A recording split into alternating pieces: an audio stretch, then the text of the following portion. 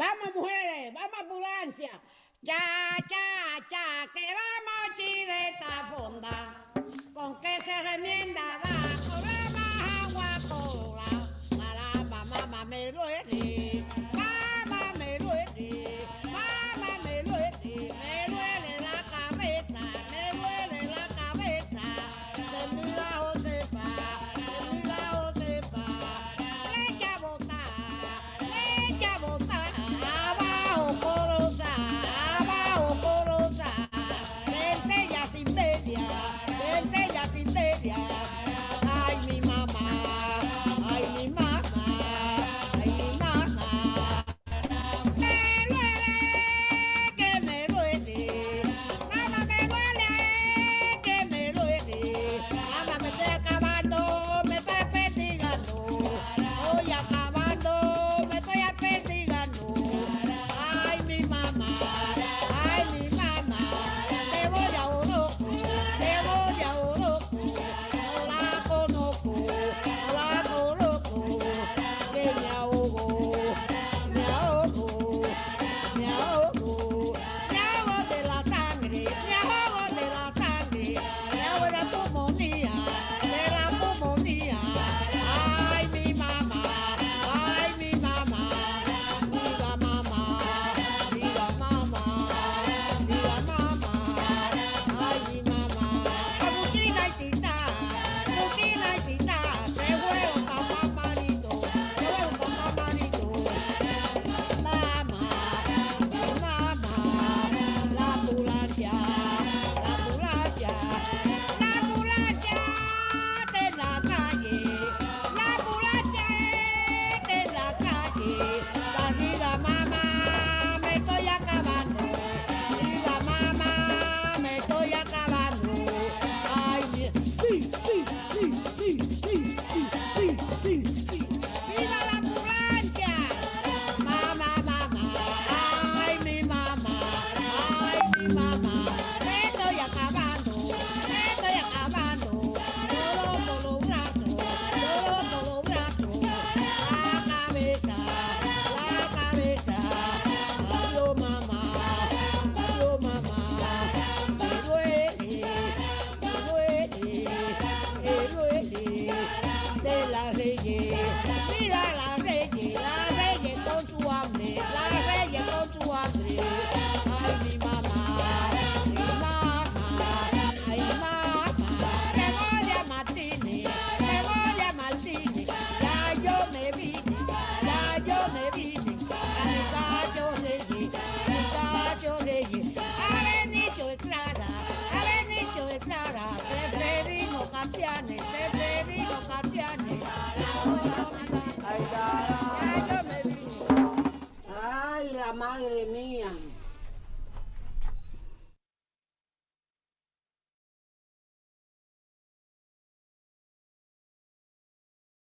Hola a todos y a todas, muy buenas noches.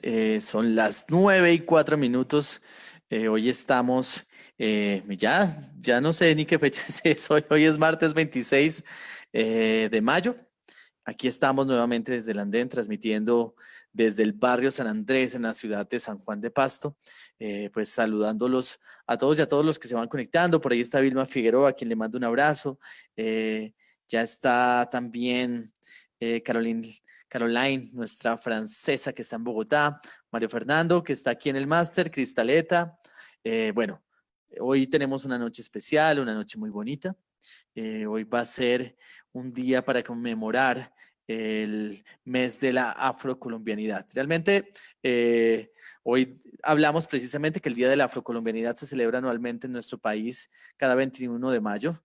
En esta fecha se conmemora y se hace alusión precisamente a la firma de la abolición de la esclavitud de 1851 por el presidente José Hilario López.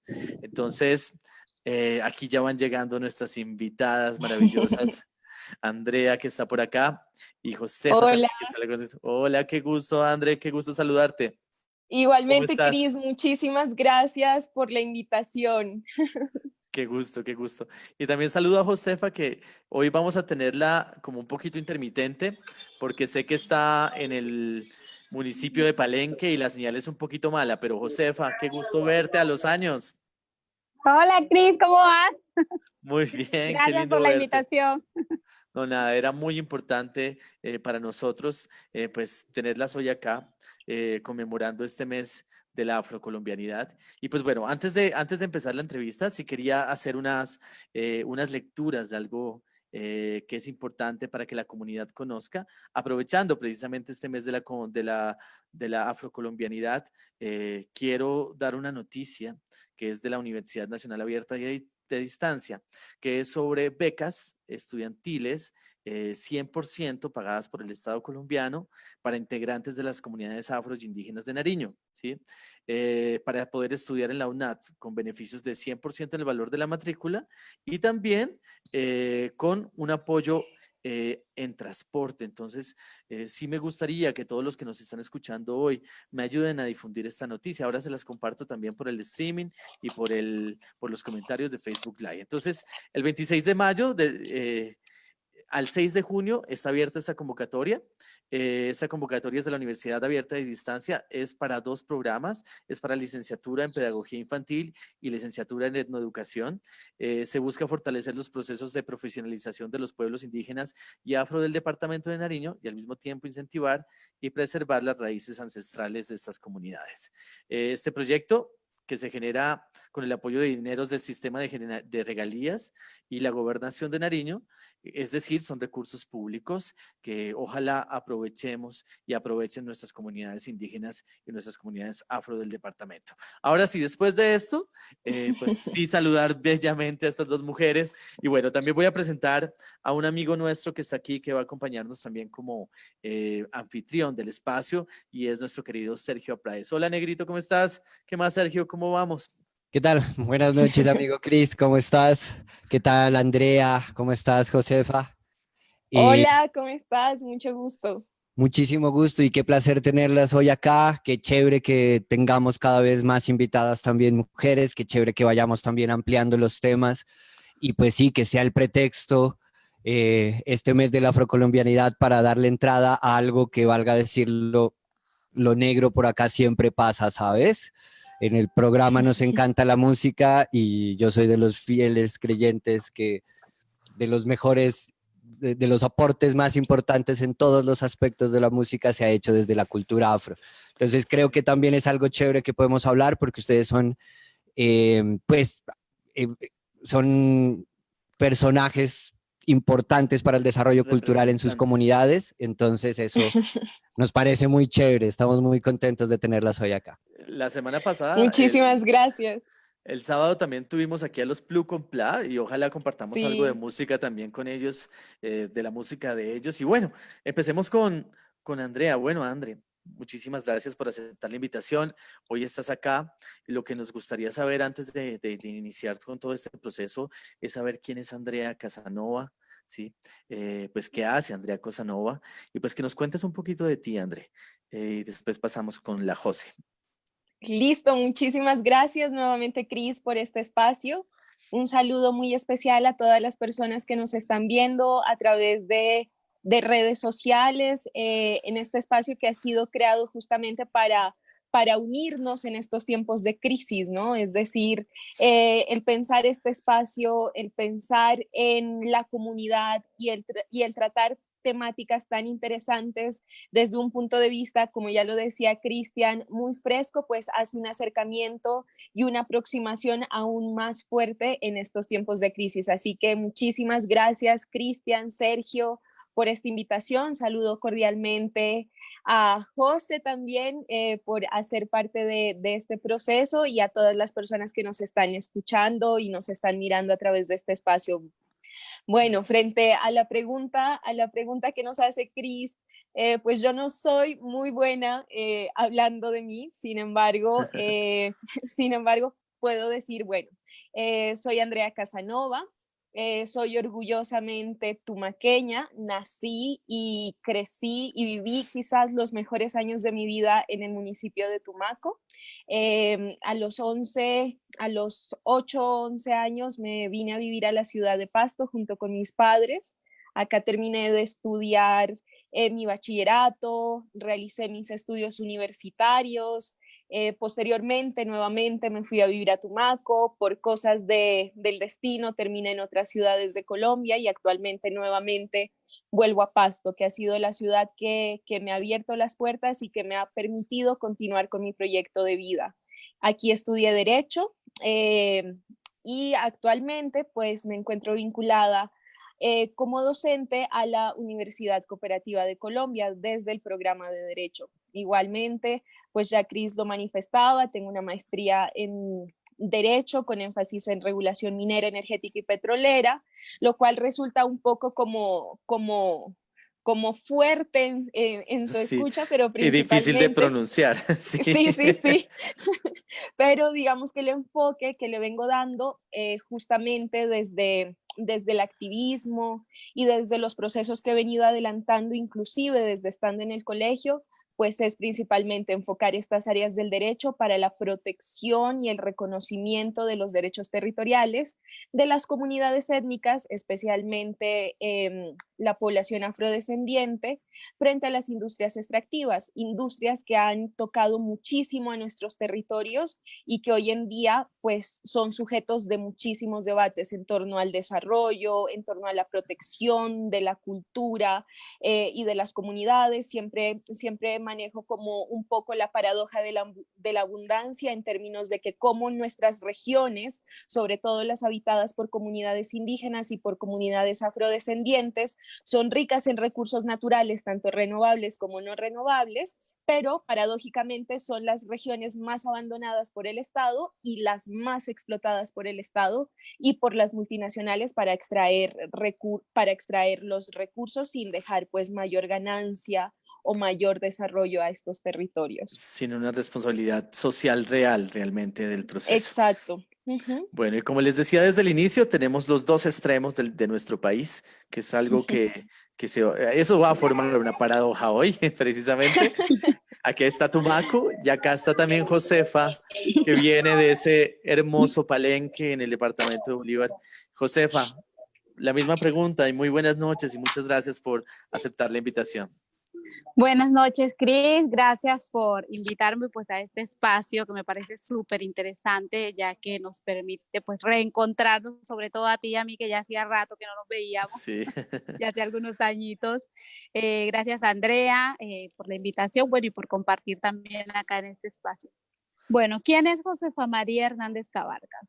Yo soy una mujer palenquera de San Basilio de Palenque, primer pueblo libre de América.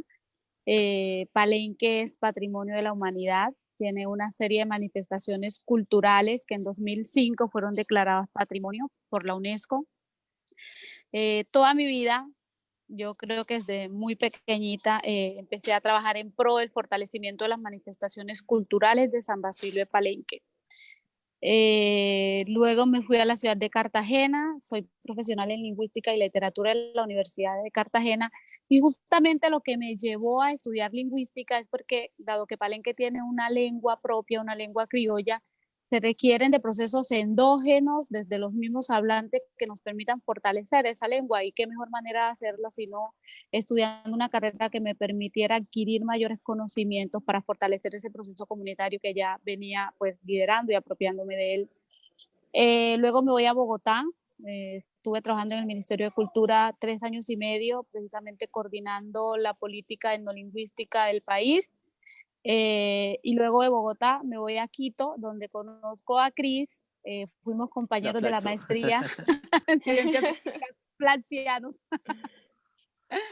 Y luego de Quito me vuelvo nuevamente a Palenque. Desde 2016 estoy acá en Palenque, estoy al frente de la Corporación Festival de Tambores de Palenque, organización que organiza, valga la redundancia, todos los años el Festival de Tambores, y sigo también al frente de otros procesos de índole cultural, sobre todo el fortalecimiento de lenguas nativas, trabajando con niños, niñas y adolescentes también en la promoción de sus derechos étnicos y culturales, como el proceso que he venido pues liderando hasta ahorita.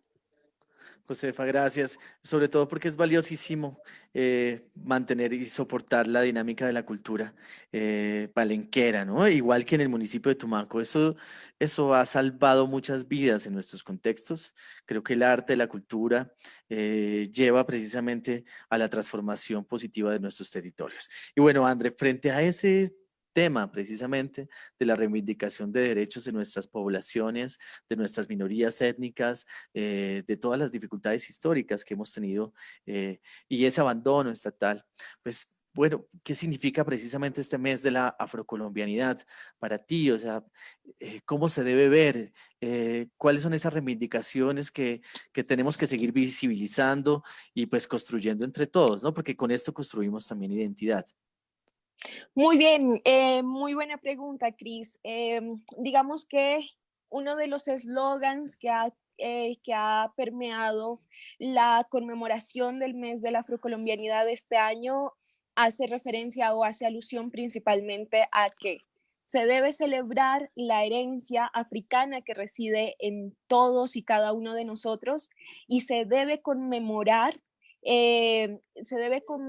a los ancestros y a las personas que fueron víctimas de la trata transatlántica y del sometimiento a la esclavitud.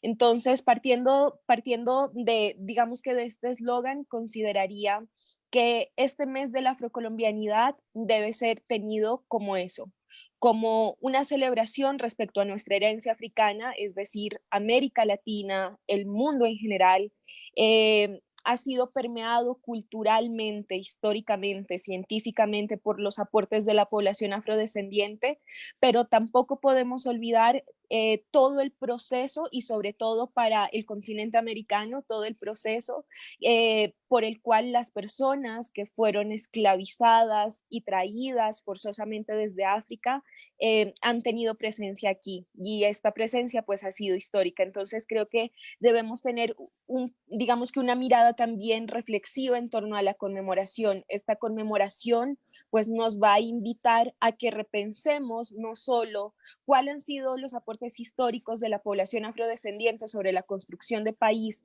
en nuestro estado colombiano y en nuestro territorio americano, sino también para que identifiquemos cuáles son las condiciones actuales de esta población en distintos escenarios, desde el punto de vista cultural, desde el punto de vista político, desde el punto de vista económico, desde el punto de vista jurídico. Es decir, si bien es cierto, como tú ya lo mencionabas al inicio de esta sesión, en 1851 se adelanta la abolición de la esclavitud, situación por la cual hoy estamos haciendo esta conmemoración. Digamos que a pesar de que han pasado aproximadamente 169 años desde esta proclamación, y podríamos evidenciar que la situación de los pueblos afrodescendientes y específicamente en Colombia no ha mejorado mucho. Entonces, este es el escenario principalmente y estas fechas son los lugares, son los espacios que considero necesarios para que no solo como pueblos afrodescendientes pensemos qué está pasando en nuestros territorios, sino también para que la sociedad en general ejerce este tipo de reflexiones, porque como digo, hay que celebrar la herencia africana que reside en cada uno de nosotros y fruto de esto creo que tenemos una responsabilidad colectiva, no solo como pueblos afrodescendientes, sino como sociedad en general para visibilizar y para que realmente esa reivindicación por la presencia y por la lucha de los derechos de la población afro, pues sea una realidad material. Muchas gracias, André. Y pues creo que Josefa con esta línea también, y sobre todo viniendo de ese municipio, pues con tanta historia, que es una historia increíble de resistencia de esos primeros Sí. negros cimarrones que huyeron y que construyeron ese primer pueblo libre de América, pues en medio de esta reivindicación tiene mucho que ofrecer y mucho que decir. También pues nosotros lo vemos desde Nariño, ¿sí? Nariño tiene esa línea de muchos de nuestros municipios con una gran población afrodescendiente, pero también con unas dificultades enormes de desigualdad, de olvido estatal, y pues yo creo que Bolívar no marca la diferencia, ¿cierto, Claro, no es Josefa? la excepción a la regla, sí. Efectivamente, yo estoy totalmente de acuerdo con Andrea cuando señala que La conmemoración de la afrocolombianidad y del mes de la herencia africana, que también fue promulgado por el Ministerio de Cultura, el mes de mayo se conmemora, todo el mes de mayo es el mes de la herencia africana.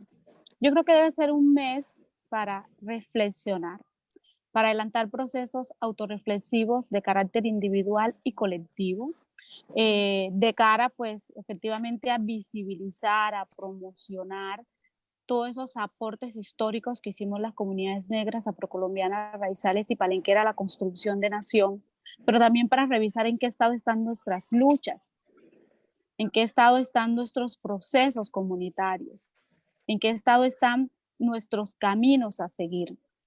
Sí, es importante que empecemos a revisar qué ha pasado con la exigibilidad de nuestros derechos, porque efectivamente, normativamente hablando, hay muchos avances, pero en la práctica, en la praxis de esos avances que en materia de derechos para las comunidades negras, afrocolombianas, raizales y palenqueras se han quedado en el papel. Entonces, yo creo que estos espacios se deben de pensar para reflexionar en torno a ello. Si tú te pones a mirar, por ejemplo, lo que pasó con el último censo DANE, en el que la población negra, afrocolombiana, raizal y palenquera de Colombia tuvo una reducción muy significativa, y yo creo que eso es un hecho que nos invita como afrocolombianos a pensar, a repensarnos nuestras luchas, a repensarnos nuestra unidad. Yo creo que debemos tomarnos de las manos en este momento, independientemente del departamento o de la organización a la que pertenezcamos, como afrocolombianos, como negros, como raizales, como palenqueros, debemos tomarnos de las manos para fortalecer nuestras luchas, nuestras gestas, porque efectivamente hay muchos avances en términos normativos, hay mucha reglamentación en torno al enfoque diferencial, a la acción sin daño, a las políticas públicas diferenciadas, a lo que se le llama discriminación positiva, pero en materia de práctica, en materia de mejora en las condiciones de vida de nuestras comunidades, ¿qué está pasando con eso? ¿Qué está pasando con ello? Y lo otro que yo creo que hay que hacer también es llenar estas conmemoraciones de contenido. Sí, sí, está bien celebrar la afrocolombianidad, pero ¿desde qué enfoque, desde qué ámbito estamos celebrando nuestra afrocolombianidad? Entonces, estas conmemoraciones, estas celebraciones, hay que llenarlas de contenido para efectivamente empezar a fortalecer la identidad cultural, empezar a fortalecer la identidad étnica, que haya un proceso de construcción identitaria en torno a los referentes culturales propios. ¿Sí? Entonces yo creo que efectivamente, y estoy totalmente de acuerdo con Andrea, en que estos deben ser procesos reflexivos, empezar a reflexionar sobre lo que pasó, pero sobre lo que viene y en lo que estamos.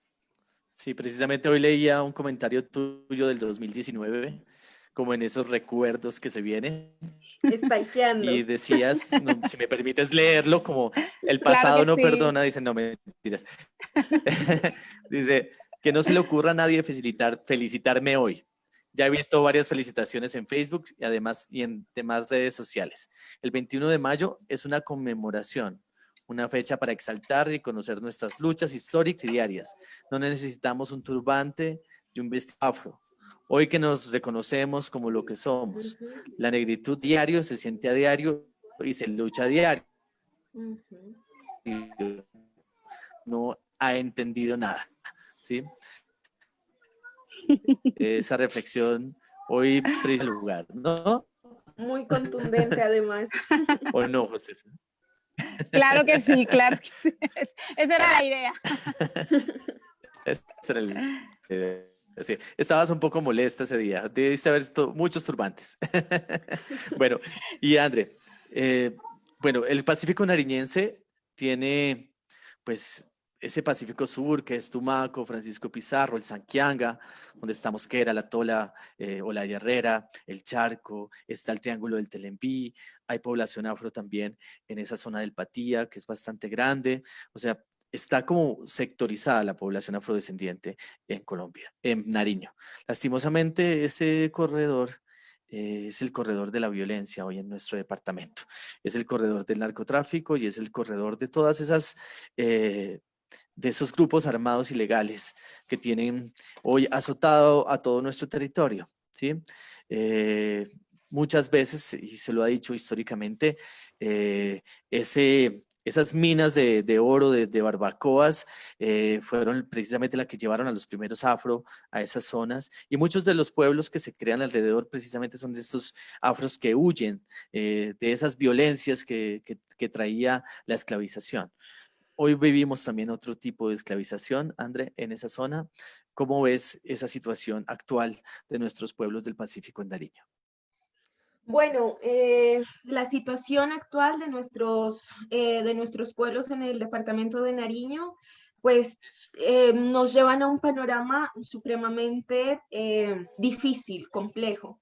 No podría decir que desalentador, porque creo que todavía hay mucho que hacer y hay muchas acciones desde el punto de vista político principalmente, para que se lleven a cabo realmente transformaciones estructurales.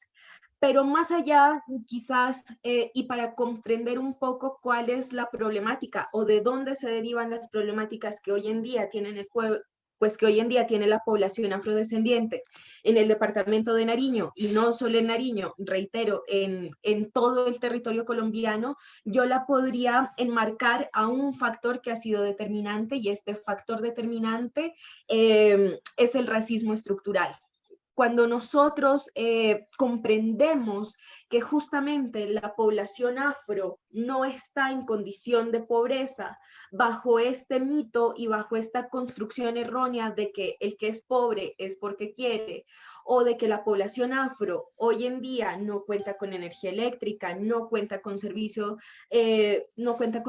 públicos de acueducto y alcantarillado, no tiene acceso a una educación de calidad, etcétera, no es, o sea, es todas estas problemáticas, inclusive la llegada y el asentamiento del conflicto armado sobre estos territorios, no se las puede pensar desligado con este factor que es el racismo estructural.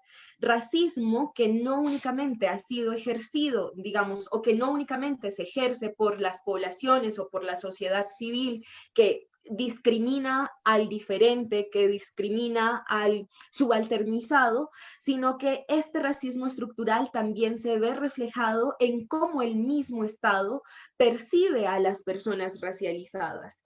Y esta percepción del Estado sobre nosotros, los cuerpos racializados, sobre las personas racializadas, principalmente se centra en identificar que la población afro es población de segunda categoría o de segundo nivel, y frente a ello entonces obedecen estas políticas de invisibilización y de garantías de redistribución para nuestros territorios. Como ya bien lo manifestaba Josefa, nosotros hoy en día contamos con un amplio catálogo normativo que hace una serie de reconocimientos a favor de nosotros como población afrodescendiente, pero resulta que no solo basta con el reconocimiento, sino con el ejercicio de actuaciones de redistribución, es decir, con que se piensen alternativas realmente para resignificar a nuestras comunidades, para resignificar a nuestros territorios, y para que dichos reconocimientos que en el papel están muy bonitos, pues se lleguen a materializar.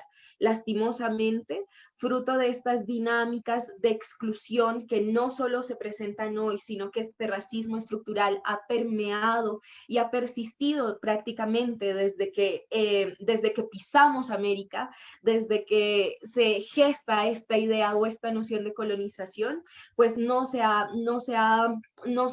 acabado, y hoy en día podemos ver, sobre todo en circunstancias como esta coyuntura sanitaria, en donde ese abandono y donde ese racismo estructural va cobrando aún más fuerza. Entonces creo que, digamos que sí hay un panorama muy complejo sobre nuestros territorios, pero ese panorama pues se deriva principalmente por un racismo estructural, por un racismo sistemático e institucional ejercido por el mismo Estado sobre nuestros territorios, y reflejado principalmente en el abandono estatal y en la ausencia de garantías materiales para salvaguardar y redistribuir las condiciones y accesos a nuestros derechos.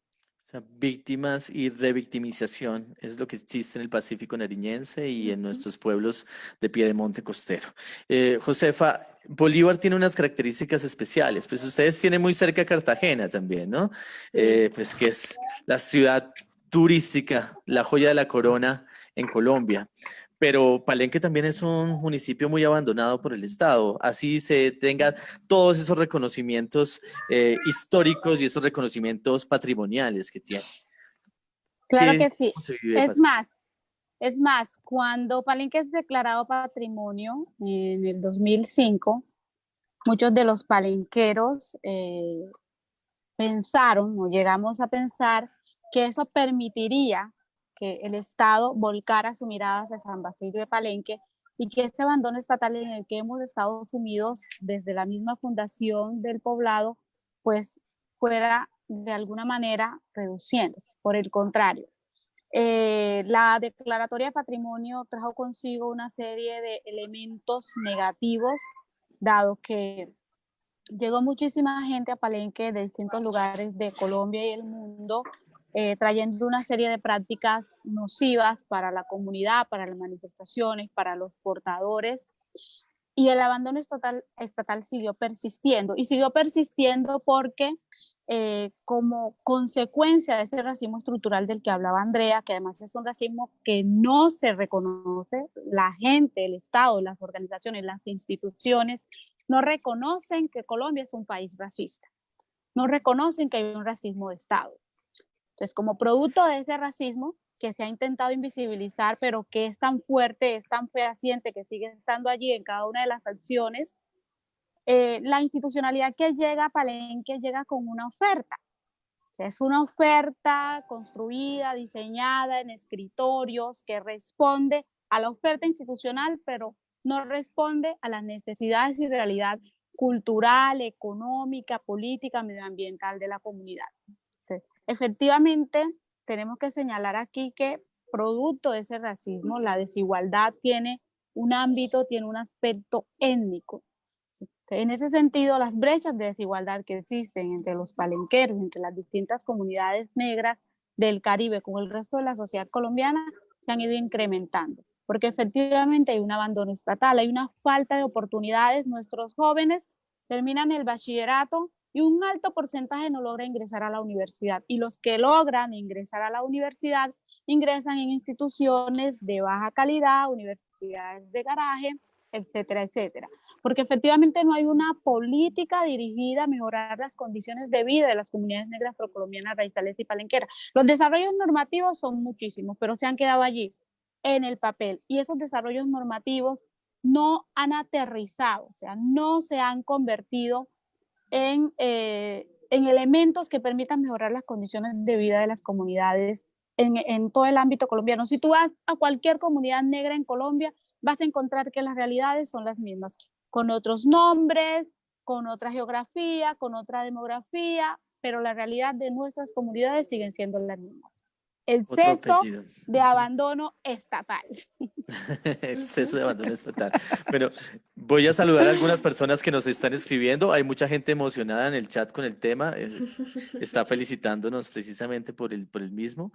Gloria Jimena Garzón dice, qué buen tema, qué buen enfoque y qué buenas invitadas. Saludos, saludos, Cristian. Vilma Figueroa dice, excelentes reflexiones. Hugo Medina, que le manda saludos a Andrea Casanova, dice, excelente tema. Felicitaciones, que fomenten esos espacios de diálogo. Saludos. Javier Garzón dice, excelente. Will López dice, saludos, compa.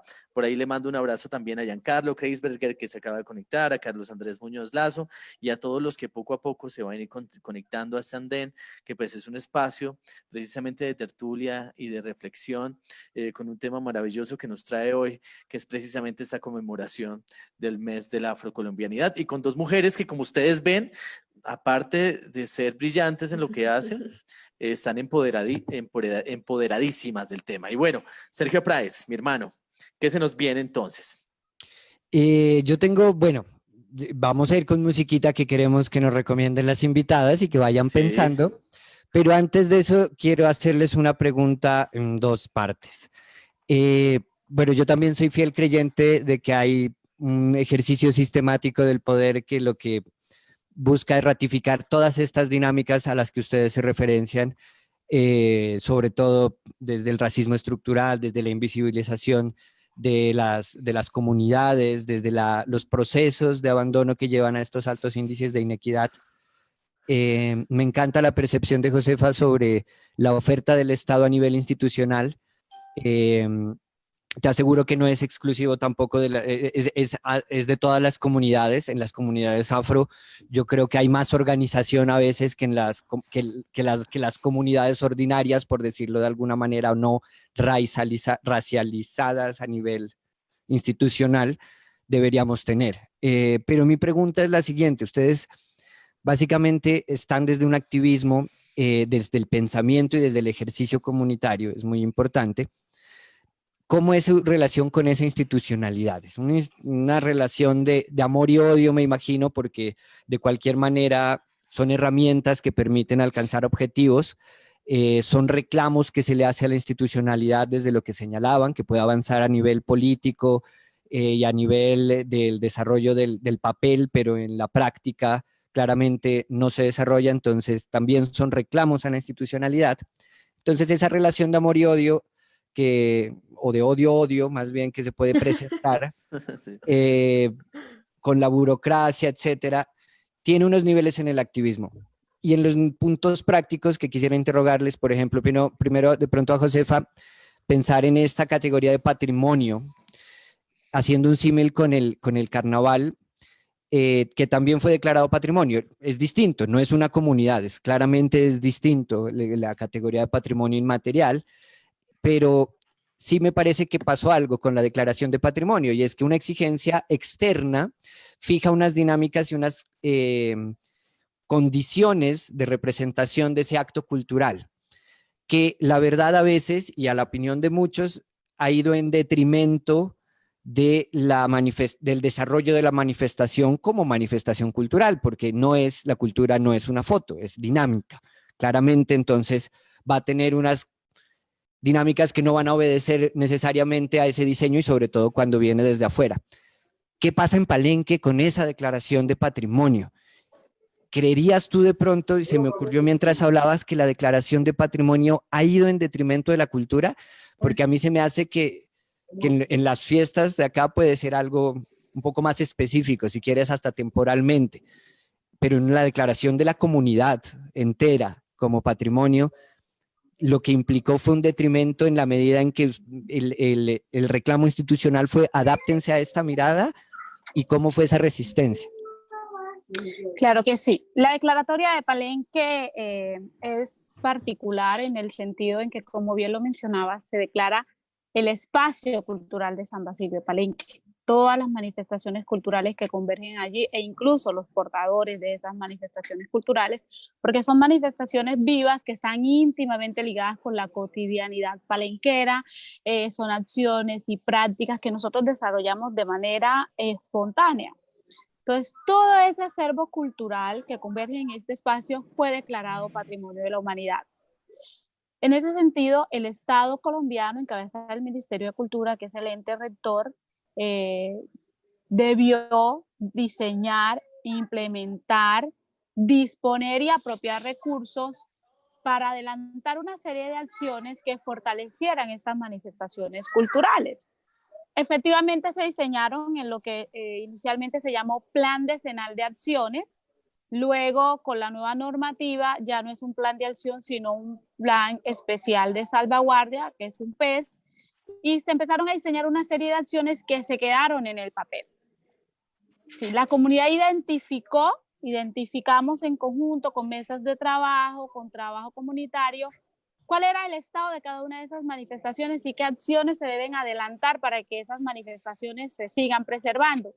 Eso se ha quedado en el papel, no hay una destinación de recursos, no hay una canalización ni una unificación de las instituciones responsables en el tema, Ministerio de Educación, de Cultura, del Interior, para canalizar recursos que permitan efectivamente fortalecer esas manifestaciones culturales.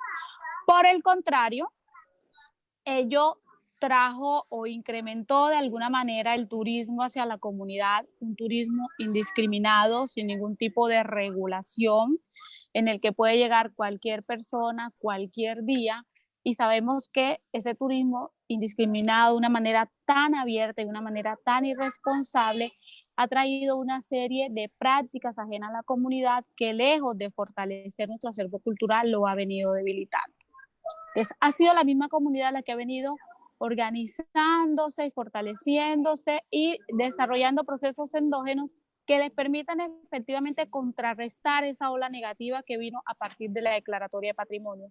Yo creo que cuando nosotros nos embarcamos en este bus de la patrimonialización, no hubo mayor información al respecto, no hubo un proceso reflexivo del Ministerio de Cultura con la comunidad que nos permitiera conocer un poco más de qué iba la patrimonialización.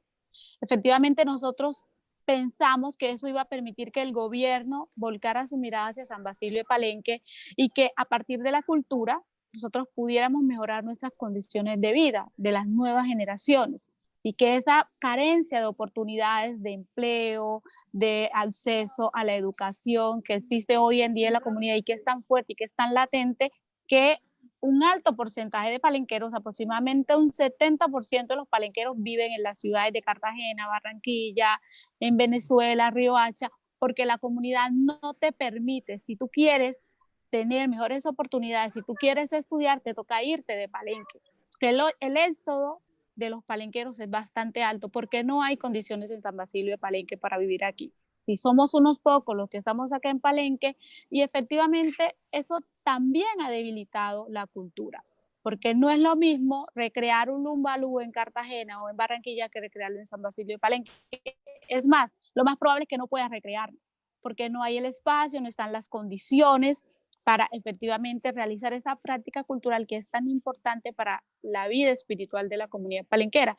Y cuando tú mencionabas el tema de esa relación de amor y odio con las instituciones, como dirían acá en Palenque, eso es un tira que jale, ¿sí? Es un tira que jale porque efectivamente las instituciones han pensado su oferta en sus escritorios, una oferta que no responde, que no respeta las particularidades de las comunidades, pero también es una oferta que, ¿cómo te diría? Es una oferta que responde a los intereses de las instituciones, ¿ves? Entonces, ha sido un tira que jala porque nosotros también hemos emprendido unos procesos de exigibilidad de nuestros derechos a través de las organizaciones de base, del Consejo Comunitario, de la Junta Directiva del Consejo Comunitario, y ha habido un proceso bastante fuerte de exigibilidad de derecho que ha arrojado algunos frutos, efectivamente. Podríamos decir que el reconocimiento que tiene Palenque, algunos elementos que hemos podido lograr en San Basilio de Palenque se ha logrado a partir de procesos endógenos, de las organizaciones de base, de los líderes, de los gestores palenqueros, que se han dado a la tarea de efectivamente empezar en este tira que jale con las instituciones y no asumir y aceptar todo lo que traen las instituciones, porque llegó un momento en el que nosotros dijimos, pues esto no es lo que necesitamos, esto no es lo que queremos, esto no es lo que va a mejorar las condiciones de vida de nuestra comunidad. Pues entonces aquí, de ahora en adelante, va a haber un proceso de negociación y es lo que estamos haciendo ahorita. Efectivamente, toca duro con las instituciones y desafortunadamente toca interlocutar con ellas porque es a partir de ellas cuando pueden llegar los proyectos, algunos ingresos, etcétera, etcétera. Entonces, efectivamente es un tiraquejale constante y creo que ese tiraquejale va a seguir y es un tiraquejale de largo aliento porque vamos a seguir pues en esta lucha. Pues sí, claramente la institucionalidad,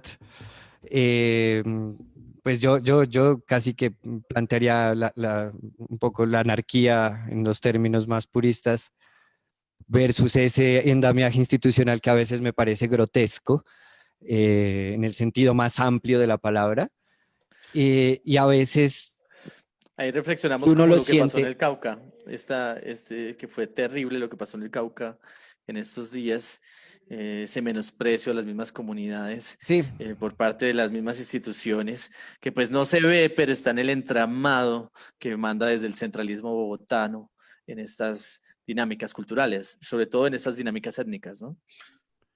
sí, y yo quería pasar un poco eso aquí, bueno, allá al Pacífico, yo estoy en Bogotá, pero allá al Pacífico, que cómo se vuelve esta forma de resistencia desde el activismo versus esta fragilidad también bueno, en todos los sentidos, ¿no? Ese punto de ebullición tan tremendo en el que está esta zona del Pacífico.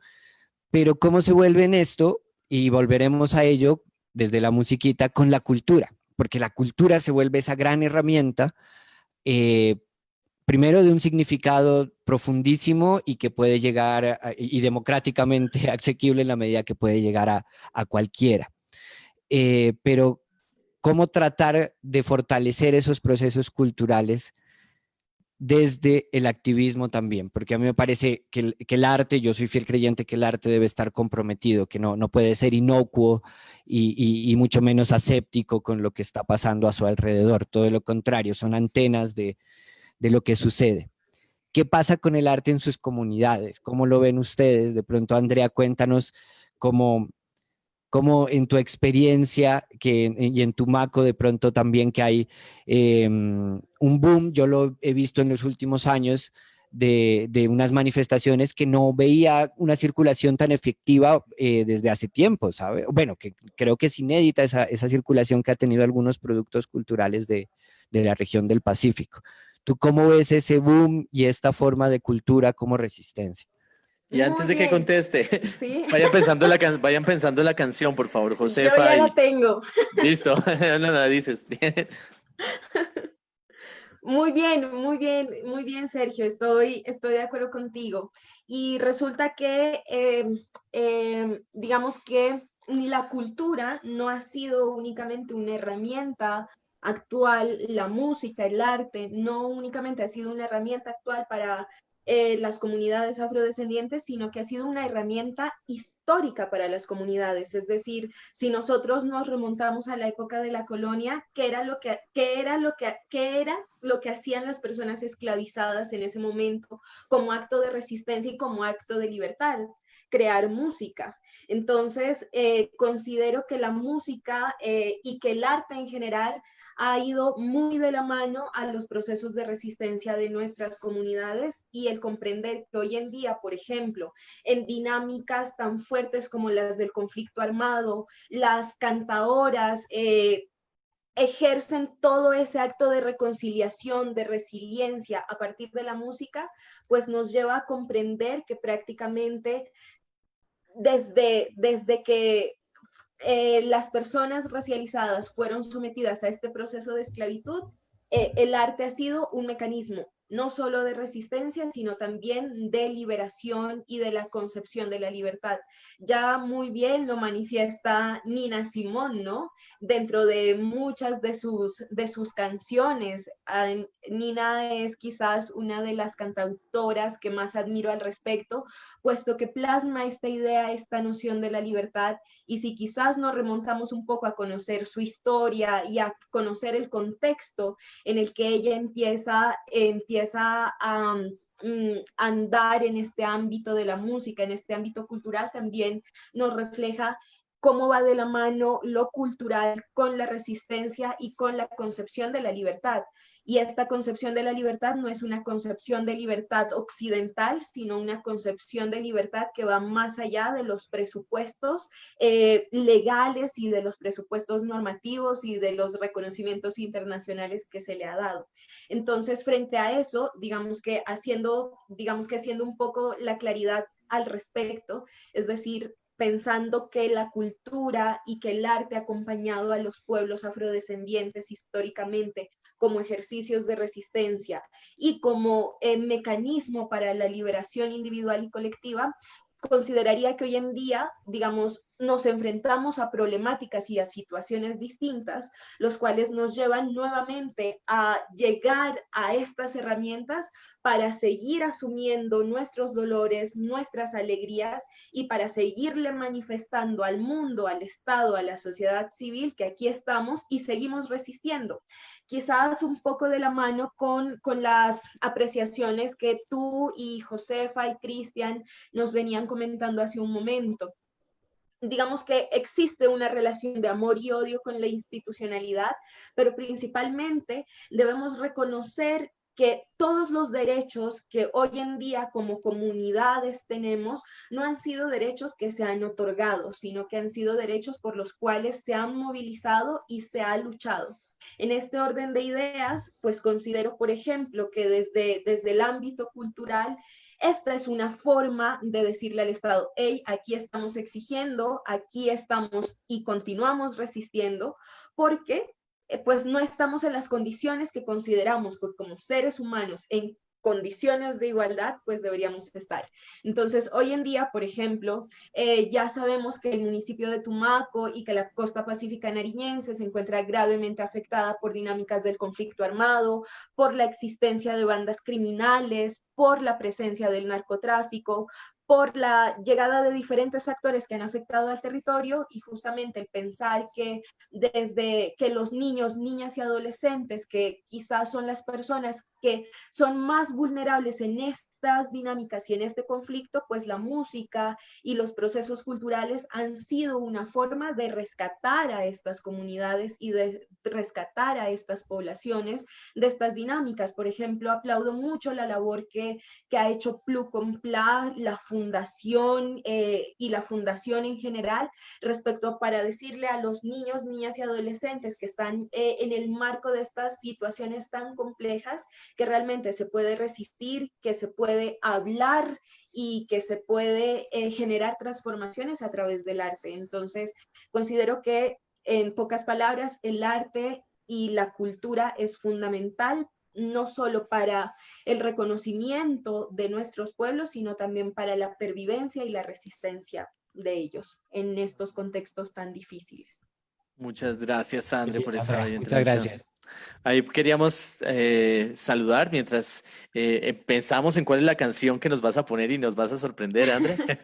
Y lo ¿Ah, sí? mismo, Josefa, que nos vayas diciendo ahí más o menos. Saludar a varias personas, a Centro Partul, Taller de Bicicletas, que son unos amigos que siempre se conectan con nosotros y siempre están ahí. A Isabel Rosero, amiguita, un abrazo grande. A Luis Armando Mora, a Magali Arteaga, a Ed Mackenzie, que está en Bolivia, a Marta Rosas, a Jaime Vicento Chuchuca, que últimamente ha estado acá, compañero de Flaxo, Josefilla, Andrea Casanova, estás conectada, Natalia Revelo, a José Luis Arteaga, a Henry Jesús Cerón, a Julián García, a Jairo Eladio Muñoz, a Hugo Medina, a Giancarlo Kreisberger, y bueno, a todas las personas que se han ido conectando pues en medio de todo esto.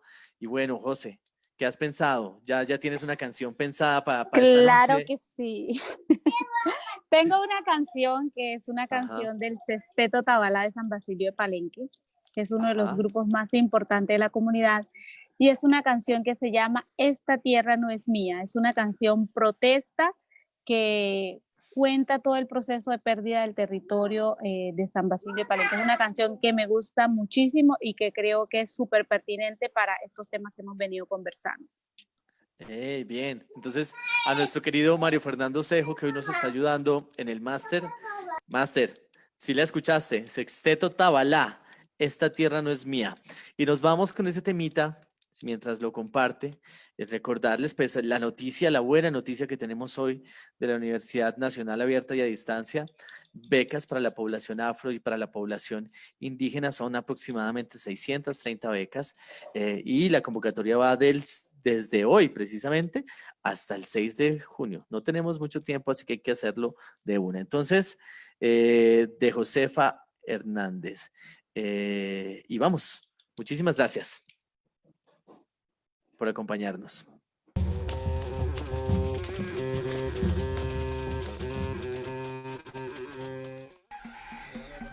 Estamos de nuevo con el grupo Sexteto Tabalá, en donde el señor Rafael Cassiani va a hacer una breve presentación de dónde es su música.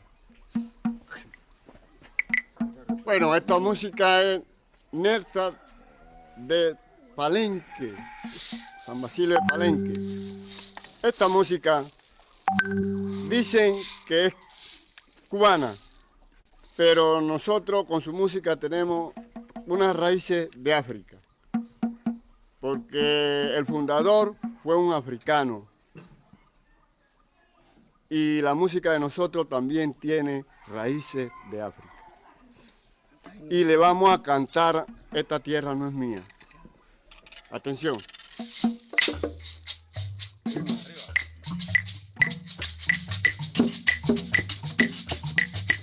Esta tierra no es mía, esta tierra es de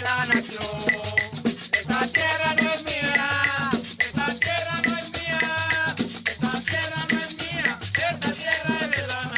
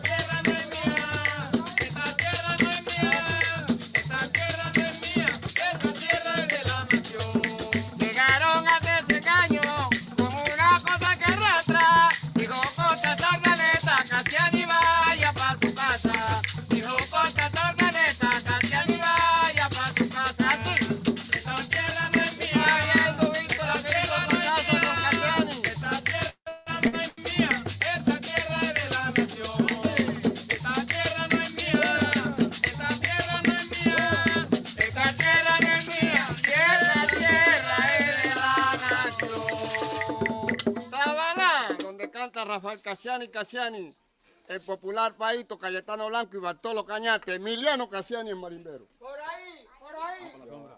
Aquí estamos en Casinguicito, en terreno de Bartolo Cañate.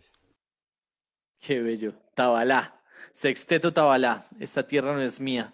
Si hubiéramos hecho una exploración, Josefa, de toda esa música, tal vez no hubiéramos encontrado ese tema. Así que te agradecemos de todo corazón que nos pongas ese contexto tan bonito de esta música tan social, tan protesta y tan de Palenque. Yo sé que te nos tienes que ir, pues porque tienes una responsabilidad de madre. Sí. ¿Sí? Sabemos que ya tiene que dormir el guagua, como le decimos acá en el sur.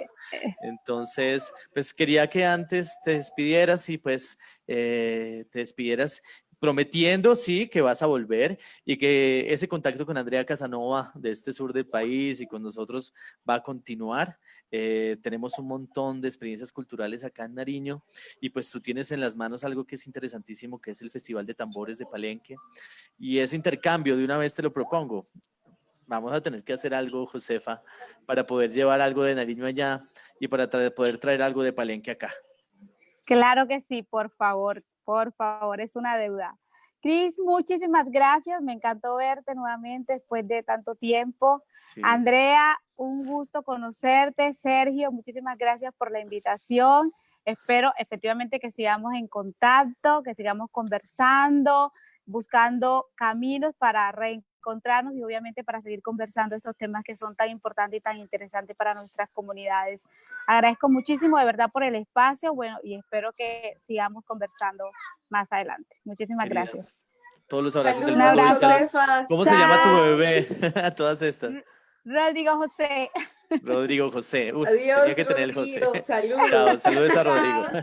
Chao, Josefa. Chao, un abrazo Josefa. inmenso. Cuídate mucho. Bueno, ahí estaba Josefa Hernández. Andrea, mira, una buena amiga conseguimos hoy para que nos ayude Súper también bien. Con todo este tema. Como les decía, dos mujeres empoderadísimas de este tema y pues muy contentos con todo lo que hemos discutido hoy. Creo que la gente también está muy contenta. Y esto va a quedar grabado en redes sociales, igual va a quedar grabado aquí en Facebook. Mañana sale ya en YouTube. También lo vamos a tratar de reproducir por las plataformas. Estamos entrando en la era del podcast. Vamos a ver si también los podemos subir a las plataformas digitales. Próximamente van a estar en Spotify y en todos los otros escenarios para pues que el andén se vuelva también algo que se pueda masificar, porque realmente la información que hemos tenido, por ejemplo hoy, es una información que es muy valiosa para toda la sociedad pastusa, nariñense y colombiana en general, con estas dos grandes invitadas. Y bueno, André, tú tenías un temita, ¿cuál vamos a echar? Sí, pues yo quiero sugerir una canción de Plu con Pla, digamos que para llevar este hilo de entrevistas, ya que tú los tuviste de invitados en la vez pasada, entonces me gustaría que escucháramos un poco la canción Vos Sabés de Plu con Pla. Vos Sabés de Plu con Pla. Marito, a ver si nos ayudas. De plumuda con plátano. ¿Tú has comido? Me imagino que sí, has comido Claro, ese claro plumuda con sí. plátano. Y ese, en serio, tiene tantas espinas como dicen que es bien difícil comérselo. No se asusten de las espinas. No. Bueno, yo la próxima vez que vaya a Tumaco estoy seguro que lo probaré. Claro Marito. que sí. Mira, qué curioso que precisamente esta es la canción que yo había escogido para poner. No. La tenía. Bien. Estaban leyendo la mente los dos abogados. Conectados. Super, ahí está entonces, vamos con Plu con Ahí Pla. vamos con Vos Sabés y un abrazo inmenso para todos los Plu con Pla que están en Tumaco. Entonces, mi viejo, ¿plomo dónde consigo? Aquí en la galería. Bueno, señor, ¿plomo aquí dónde consigo? Bien, mi viejo, buenos días. Vean, aquí la encontramos, la anhelada plumuda allá. Plu con Pla.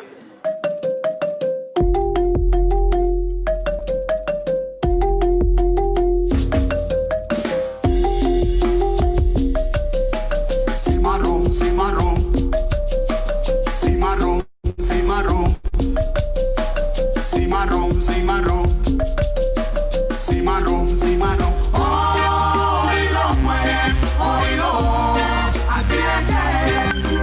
Oílo, pues,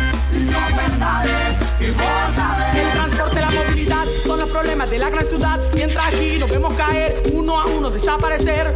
No vives aquí, no sientes temor, tú no sabes qué es vivir en el horror. Qué fácil te resulta opinar y cuando no son tus hijos los que van a morir. Sigue mirando desde la barrera a la distancia que todo suceda. Que continúen, esa fue tu decisión, ignorando años de exterminación. Quisiera ver a mi madre a la casa y ya no ha ido. A la casa y ya no ha ido. Pregunto y nadie responde. Me la han desaparecido. Me la han desaparecido. ¿Quién dijo que tus hijos valen más que los míos? También fueron 9 meses y un parto bien sufrido. Nadie lo va a entender, todos creen saber. Más ayudas, más millones que perder. Vas criticando todo con tu moralidad. Es que es tan noble toda esta sociedad. Hoy no fue, hoy no, así es que hoy no fue, y son verdades, y vos sabés. Esquivar la muerte es nuestra realidad. Es el precio que pagamos por tu comodidad. Vienen aquí a registrar la miseria, fotos y más. Mandan miles de hombres con armas y uniforme a que violen, que maten, todos siguen conformes. Años de estudio, cuánta investigación, mientras los pueblos siguen sin solución. Siguen jodiendo que el izquierdo, la derecha, y uno aquí viviendo, agrandándose la brecha. Hoy no fue, hoy no, así es que hoy no fue, y son verdades, y vos sabés. Quisiera ver a mi madre a la casa y ya no ha ido. A la casa y ya no ha ido. Pregunto y nadie responde. Me la han desaparecido. Me la han desaparecido.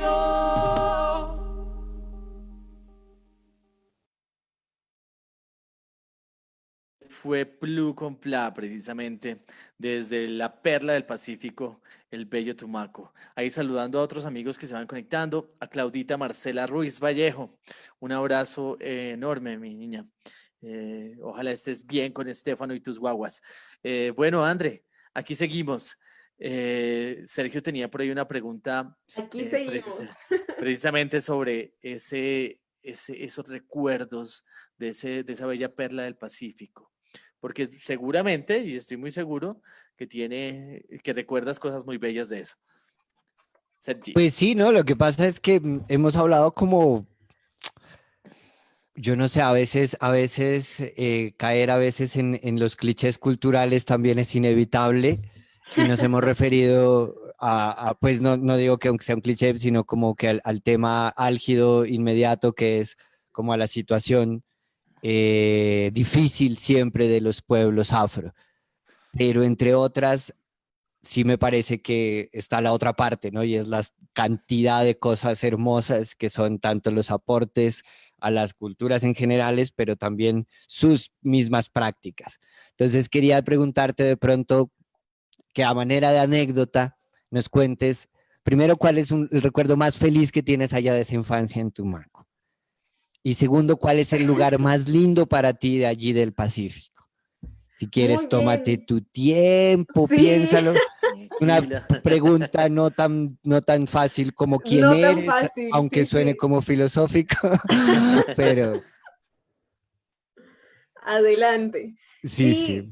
De hecho, digamos que la idea de estos espacios y digamos que un poco rescatando también la frase con la que inicié, no solamente se trata de mirar estos aspectos complejos que digamos que hacen parte de todo lo que implica no solo las comunidades afrodescendientes, sino que de una u otra manera nosotros como sociedad en general nos hemos visto afectados y nos hemos visto impactados, claro está, en diferentes proporciones y con distintas aristas y connotaciones, pero también se trata que este espacio sea un espacio igualmente para conmemorar y celebrar la herencia africana. Entonces, un aspecto muy positivo es que pues los pueblos afrodescendientes hemos estado resistiendo y gracias a todos estos aportes culturales, pues hoy en día también se ha logrado identificar el gran significado de la resiliencia y de la resistencia en particular. Entonces, por ejemplo, en la movida musical, pues ya encontramos a Plu con Pla, todo el trabajo tan hermoso que han hecho, pero también hay que destacar el espacio tan importante para el Pacífico y para las comunidades afro en Colombia, como es el Festival de Música del Pacífico, Petronio Álvarez, que también rinde un homenaje a este gran músico que es Petronio Álvarez. Entonces, digamos que hay muchos escenarios, muchas movidas súper interesantes, y también, ¿por qué no hablar desde el punto de vista literario, desde el punto de vista poético, todos los aportes que existen al respecto? Aquí en Nariño contamos con grandes poetas, con grandes cantautores, en el Cauca también, en el Valle, en el Chocó, en la costa atlántica. Es decir, digamos que esta es Sí, la otra cara. la riqueza cultural es Sí, inagotable, claro que sí. es Es inagotable. inagotable, y esta, digamos que es la otra cara, ¿no? La otra cara que justamente en medio del panorama tan difícil, pues digamos que saca un poco a la luz todos estos aportes, y también muestra lo amplio y lo maravilloso pues que el universo afro tiene alrededor.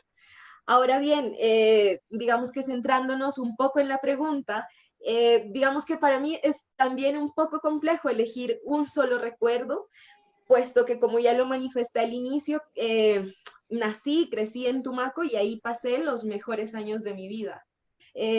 Afortunadamente, en la época en la que yo crecí en el municipio de Tumaco, pese a las precariedades que existían en torno a las comunidades y demás, pues era un territorio bastante tranquilo. Yo recuerdo justamente que prácticamente las puertas de todas las casas permanecían abiertas. Con mis compañeros, con mis amigos, cuando terminábamos clases salíamos en corrillo por todas las calles, sin peligro alguno respecto a que nos fuéramos a perder o a que fuera a ocurrir algo. Recuerdo muchísimo las tardes en las que visitaba una pequeña playa que se llama El Bajito, en donde tenía la oportunidad de recorrerla hasta el final y de ir encontrando caracoles o estrellas de mar inclusive. Y digamos que esos recuerdos de tranquilidad, de compañía y de colectividad, pues eran muy especiales. Entonces, apreciar los atardeceres, mirar cómo realmente este concepto de hablar de comunidades, este concepto realmente se materializa en las relaciones interpersonales. Justamente no se habla del vecino, del ajeno, sino del hermano. Y esos vínculos colectivos pues son supremamente importantes, y es algo, y este tejido social pues lastimosamente es algo que se ha ido perdiendo fruto de la llegada de estos diferentes actores de los cuales ya hablamos anteriormente. Pero yo recuerdo con mucho cariño especialmente ese tejido que existía, esa noción de que uno nunca estaba solo, de que si salía a la calle siempre se encontraba con X o Y persona que lo conocían a uno, o que conocían a mi papá, o que conocían a mis tíos, o que conocían a mis abuelos, y así sucesivamente. Entonces, es eso lo que quizás más extraño, el sentirme como haciendo parte de colectivamente, y es lo que se espera que fruto, por ejemplo, del acuerdo de paz, que fruto de todos estos procesos que las mismas comunidades están gestando, se logre rescatar, ¿no? ¿Tú estás en este momento trabajando en la zona, ejerciendo Yo algo? actualmente vivo en Pasto, trabajo aquí en Pasto con la Universidad Cooperativa de Colombia.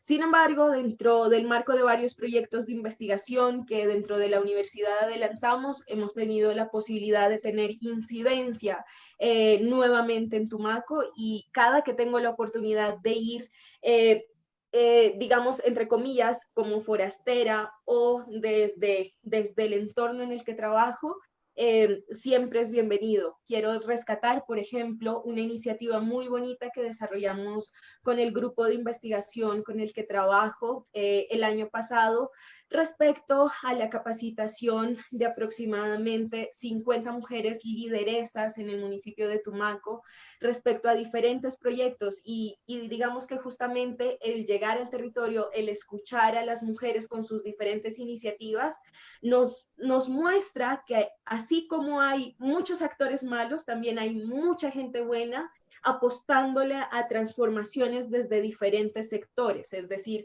inclusive desde la medicina, desde la economía, desde la solidaridad. Entonces, esto ha sido muy valioso y creo que esto es lo que nos mantiene con la esperanza viva respecto a que hay mucho por hacer y que hay muchas manos dispuestas a aportar.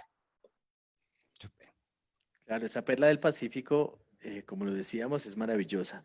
Tiene todo lo que podamos, lo bueno que podamos imaginar y pues recorrer sus calles, recorrer el puente del Morro, con recorrer el Morro, es un paraíso. Yo tengo muy buenos recuerdos de Tumaco. Si pudiera ir constantemente lo haría. Es maravilloso estar en Tumaco. O sea, afortunadamente tuve la posibilidad de viajar muchas veces y de descubrir sus atardeceres y también de descubrir la belleza de su gente. Es increíble. Poder ir en esa lancha por los manglares, no, esa es una sensación que no se encuentra y está aquí, cerquita de Pasto, Sergio. Estamos a 6 horas, hermano. Yo tengo que confesar algo y es que hace como 15 años que no voy a Tumaco. No puede ser. Pero tengo también que confesar otra cosa, y es que la primera vez que fui a Tumaco tenía yo 16 años y fui a tocar con mi banda del colegio para la inauguración de la ciclovía de Tumaco. Y fue una anécdota un poco graciosa, pues en realidad, porque nos fuimos como 7 personas. En Ricaurte hubo un retén armado militar, entonces no pudimos pasar, nos tocó pasar la noche allí y pues al otro día la decisión era, bueno, se van hasta cierto punto y de ahí caminan unos 2 kilómetros, pasan el retén, pues, que era y no era, pues, o sea, la gente estaba parada, pero pues, bueno, sabrán cómo es eso, ¿no? Y al otro lado coger otro transporte, y eso nos implicaba a nosotros o ir o no ir, es decir, o perder el toque y el contrato, que pues teníamos 16 años y nos pagaban una cantidad asombrosa como de 400,000 pesos, más playita, conocer Tumaco, o sea, por Dios, en viaje rockstars, ¿no? Adolescentes. No, pues vamos, al otro día, bueno, nos emborrachamos la noche anterior con Chapil, entonces al otro día medio de guayabo dijimos, de Ricaurte, vamos, nos fuimos, estábamos llegando a donde se supone que nos iban a descargar y sonó una ráfaga de disparos. Entonces el señor dijo, yo ya no sigo, nos dejó allí con los instrumentos, entre esos la batería, las guitarras, amplificadores, porque no tenían nada, y nos tocó caminar bajo el sol y de guayabo, no sé, unos 4 kilómetros más o menos, que se debieron hacer 20, al otro lado conseguir muy de afán y muy costoso un taxi que nos lleve a 7 personas y a los equipos, literal 2 íbamos salidos por las ventanas, y nos paró el tránsito cuando llegamos y nos dijo, pues obviamente todas las cosas que estábamos incumpliendo, pero le dijimos, no, nosotros somos la banda que va a tocar mañana. Y nos dijeron, ustedes son la banda, claro, los estábamos esperando porque casualmente, como era la ciclovía, la oficina de tránsito era la que organizaba. Entonces nos terminaron escoltando, la policía nos terminó escoltando con 2 motos hasta donde quedaba el hotel, a donde nos alojamos. Y fuimos muy rockstar y al otro día muy súper preparados para tocar, además como 2 horas de repertorio, ni sabíamos tocar en realidad. Pero lo chistoso fue que se hizo al mediodía y al mediodía en un calor niel tremendo, pues no había nadie en la ciclovía, y entonces fue un fracaso porque había como 5 gatos debajo de la carpa de sonido y nosotros subidos en la tarima y la gente como por los lados con la curiosidad de escuchar una banda de rock por ahí también. Pero bueno, igual fue un recuerdo re bonito, pues nosotros de todos modos nos la gozábamos y la pasamos muy bonito. Pero No, tenía claro, que eso es- contar, deshacerme de esa infidencia. ya está pública y va a quedar Lo que grabada. pasó en ¿sí? el viaje Liberarla. ya se contará en otro horario, porque todavía estamos en horario familiar. Horario Pero, familiar. pero recuerda los nombres de las personas que te acompañaron. Creo Sí, que sí, estaba sí. Camilo Agustín, Estaba Camilo Agustín, estaba el ñato, el ñato, Joan Muñoz, claro, estaba el Luguito, estaba el Huguito. Fadi. Hijo de pucha. eh, Eso es vieja guardia de los músicos sí. pastusos también. En ese André, momento, joven guardia. joven guardia. Pero ahorita ya es la vieja guardia. Mm. André, yo tengo dos curiosidades culturales Sí. frente a Tumaco. ¿no? La primera también es un poco que se le iba a preguntar a Orisha, porque pues es el tema del cabello, ¿sí? Que es tan importante para la cultura afro. Y la segunda te la mezclo ahí también en medio de todo ese proceso, que es el tema de la música. O sea, Tumaco no tiene nada que ver con Pasto, entre comillas. Ese sabor tumaqueño es muy distinto al de la sierra, aunque nosotros recogemos, Pasto recoge, muchos de los músicos pastusos recogen mucho de ese sabor africano y de ese sabor latino y de ese sabor que es herencia de ese Pacífico. Pero yo lo veo a Tumaco más jalando hacia como la cultura caleña, hacia la cultura de ese Pacífico caucano, de todo ese mundo del Pacífico Sur, ¿sí? Inclusive con mucho más cercanía a Esmeraldas, a Guayas, que inclusive a la Sierra Nariñense. ¿Cómo ves tú eso? Y pues lo del cabello sí creo que es bastante importante porque se viene como con una línea pues histórica fuerte, ¿cierto? Yo tengo una pregunta respecto a eso para que nos des Sí, la adelante. introducción. A mí me recontra encanta el afro. Y en algún punto alguna amiga me hizo como, entendí un poco como que era algo, un cliché incómodo, entonces lo trato como con pinzas. Ya en confianza y entre nos y nuestros televidentes, quisiera preguntarte, ¿es así? O sea, porque uno, como en muchas otras cosas, intenta ir aprendiendo de cosas e ir evitando conductas que sean lascivas o pues negativas. Entonces, no sé, ¿es así o no es así? Es algo, es un cliché harto, es como decirle al pastuso, ay, pero los pastuzos son muy pilos, o contarle al pastuso un chiste pastuso, pues sí, guardando las proporciones del racismo sistemático, ¿no? Pero pues, ¿sí me entiendes? Tenemos nuestra carga histórica El como estereotipo pastusos. negativo, exacto. Muy, muy bien, y creo que de aquí me van a dar cuerda para hablar un montón. Está bien, esa es la idea, André.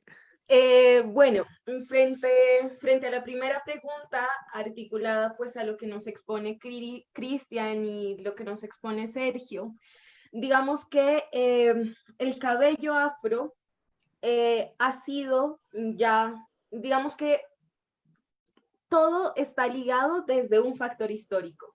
Es decir, el hecho de que hoy en día como tú lo dijiste, Sergio, se trate con pinzas, por ejemplo, el tema de la estética, es porque tiene una connotación histórica y cultural bastante marcada y bastante particular al respecto.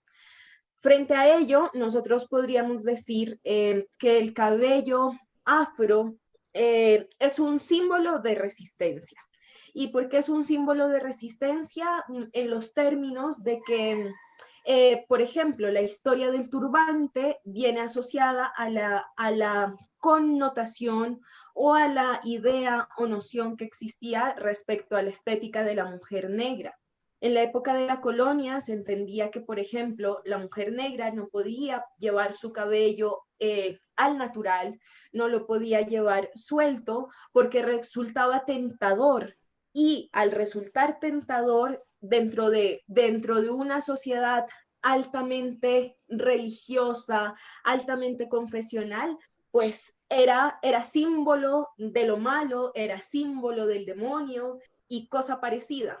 En este orden de ideas, digamos que el llevar el turbante pues va a ser un símbolo de decir, bueno, me cuido, y esta dinámica del autocuidado, pero también, por ejemplo, no podemos olvidar cuál es la historia o la connotación del turbante, no para las poblaciones afrodescendientes en las Américas, sino para las poblaciones afrodescendientes en el mismo continente africano, en donde la connotación del turbante es otra y donde inclusive el llevar el turbante de una o determinada manera simboliza las jerarquías sociales, simboliza, por ejemplo, las festividades y los actos protocolarios a donde las mujeres asisten. Entonces creo que, por ejemplo, en términos del turbante, el portar el turbante va a tener connotaciones distintas dependiendo de la territorialidad en la que nos encontremos, pero a su vez, hoy en día el turbante ha sido un símbolo de resignificar esa herencia africana. ¿Ya? Y el portarlo conlleva, pues, no solamente como fundamento estético, sino también como un fundamento político. Prácticamente, y algo que me gusta muchísimo exponer siempre, es que para el caso de las mujeres afrodescendientes, y digamos que metiéndonos un poco en temas de género, es que las mujeres afrodescendientes somos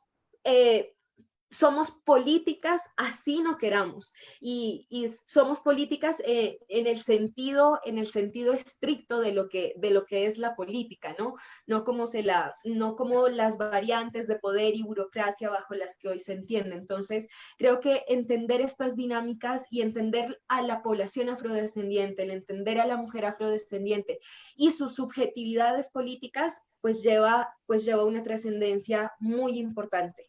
El portar hoy en día el turbante pues va a simbolizar todo este andamiaje histórico, pero también va a significar la reconstrucción de nuestros territorios. Entonces, digamos que ahí me introduzco también un poco al tema de que portar el turbante hoy en día no puede ser una cuestión al azar por nuestras comunidades, ni tampoco por la población externa. Puede que sí, resulte muy bonito, resulte muy estético, que las telas, que los colores resulten muy llamativos, pero realmente como comunidades debemos ser muy cuidadosos en que portar un elemento así conlleva un conocimiento y un fundamento histórico muy importante para que, en efecto, las personas que lo porten no afros, pues sepan por qué se porta, por qué va el lazo de un lado o por qué va el lazo de otro lado o por qué se hacen determinadas figuras, ¿ya? Entonces, considero que en ese término hay que ser cuidadosas, porque no solo se trata de un factor estético, sino también de un factor y de un elemento político, histórico y de resistencia. Y lo mismo ocurre con el cabello afro, ¿no? El cabello de la mujer afrodescendiente, del hombre afrodescendiente, pues al igual que toda la corporalidad negra durante la época de la colonia, inclusive hasta mediados del siglo XX, estaban asociados con factores negativos. Por eso, por ejemplo, la necesidad de alaciarse el cabello. Aquí, por ejemplo, quiero traer a colación un fragmento de una gran poeta afroperuana, Victoria Santa Cruz, que en su poema Me gritaron negra un poco narra la historia o la travesía que ella surtió cuando era una niña para negar su identidad, y que una de las formas de negación de su identidad fue el alaciarse el cabello. Lastimosamente, digamos que fruto de este proceso de colonización, que además que no solamente ha tenido implicaciones políticas, que no solamente ha tenido implicaciones históricas, económicas, jurídicas, también este proceso de la colonización tuvo implicaciones estéticas sobre las corporalidades de los sobre las corporalidades de las personas racializadas. Lo negro asociado a lo negativo, el cabello afro asociado a lo despeinado, a lo desprolijo. En consecuencia, por ejemplo, nosotros podemos observar cómo inclusive hasta lo que les digo, hasta mediados del siglo XX, se entendía y se miraba a la mujer o al hombre que portaba su cabello natural como un símbolo como un símbolo negativo, y por eso la necesidad de muchos y muchas de alaciarse el cabello. Entonces, el que hoy en día nuevamente venga esta nueva ola de resurgimiento de la naturalidad es justamente para reivindicar ese proceso y para decir, ojo, no existe una única corporalidad linda, no existe una única corporalidad bella, sino que existen diferentes corporalidades y diferentes subjetividades en torno a la belleza, y nosotros como población afrodescendiente estamos reivindicando a través de nuestra corporalidad eso que por tantos años nos dijeron era malo y era negativo. Entonces, André, ahí hay una pregunta de una persona, de ¿sí? Anita Tello, que dice, en el movimiento feminista, mujeres no afro lo portan. ¿Qué opinión tienes? O sea, lo han visto, por ejemplo, en marchas. ¿Qué opinión hay sobre, por ejemplo, esa utilización, por ejemplo, del turbante en medio de estos nuevos tiempos, ¿no? De esta globalización de las luchas y y no de solo los del movimientos turbante, sociales? y no solo del turbante, Cris, sino también de las trenzas, es decir, porque también se ha popularizado mucho el trenzarse el cabello y toda esta cuestión, o llevar dreadlocks y demás, que son, digamos, que estéticas propias afro. Lo que yo considero principalmente es que si vas a portar un turbante, si te vas a trenzar de determinada manera, o si vas a utilizar dreadlocks, no lo hagas únicamente porque luce bonito, sino que lo hagas con toda la conciencia y el conocimiento histórico de lo que portar un turbante, de lo que portar o llevar trenzas, o de lo que portar o llevar dreadlocks significan. Si uno no conoce y si uno no está interesado en tener un acercamiento, una aproximación hacia este tipo de estéticas y su connotación implícita, pues es mejor no llevarlo porque resulta, digamos, que un tanto irrespetuoso. Y aquí quiero tratar el tema un poco de la apropiación cultural, que es un tema que no solamente ha afectado a los pueblos afrodescendientes, sino que también ha afectado a las comunidades indígenas, inclusive a la comunidad latina en general. Y esto de la apropiación cultural, ¿en qué se centra? En que los grupos mayoritarios o las poblaciones mayoritarias adoptan prácticas estéticas y estilos de vida propios de comunidades subalternizadas, de comunidades excluidas, únicamente desde el punto de vista estético, sin reconocer las situaciones a las que estas comunidades se enfrentan y sobre todo sin hacerse parte de las problemáticas. En pocas palabras, esto de la apropiación cultural va ligado a que me apropio de lo positivo, pero no me apropio de lo negativo. Esto que me resulta negativo, pues no es de mi interés y no hago nada para cambiarlo. Pero sí me apropio de esto positivo, sobre todo, por ejemplo, en el marco de este mundo globalizado, imperante del capitalismo, me apropio de esto positivo para mercantilizarlo. Entonces, hoy en día, miren lo que ha pasado. La semana pasada, por ejemplo, aquí hago un breve paréntesis, la semana pasada, por ejemplo, la Corte Constitucional colombiana sacó una sentencia en donde se reconoce la existencia de las bebidas tradicionales del Pacífico ejercidas por las propias comunidades, porque fruto de esta apropiación cultural de la que les estoy hablando, las grandes marcas y los grandes sectores licoreros dijeron: hagamos una marca propia del biche, patentemos el biche, y ustedes, comunidades que históricamente han creado, han fabricado el biche, pues ya simplemente al yo, empresa industrial grande, al patentarlo yo, pues ustedes ya no lo pueden hacer. Entonces, miren, estos son, digamos, que los panoramas de la apropiación cultural. Me apropio de lo bueno, es decir, me apropio de la receta del biche, pero no soy conocedor ni me apropio de las dinámicas y de las problemáticas que, por ejemplo, las personas que fabrican el biche de manera artesanal lo desarrollan. Afortunadamente, y fruto de muchísimos debates, es decir, porque esta determinación de la Corte Constitucional no salió, digamos que por arte de magia, sino que fue por la movilización de los mismos productores del biche. Es que recuerdo que una persona blanca lo patentó. Y Sí, Exacto. básicamente fue que aceptado, ¿no? quiso patentar el nombre como marca biche para que solo él pueda producirlo y eventualmente si alguien le quería poner biche tenía que pagar y ahí entró un debate de la Corte Constitucional. Sí, sí, eso fue muy interesante. Sí, Sí, y sí. Eso acabó de salir entonces.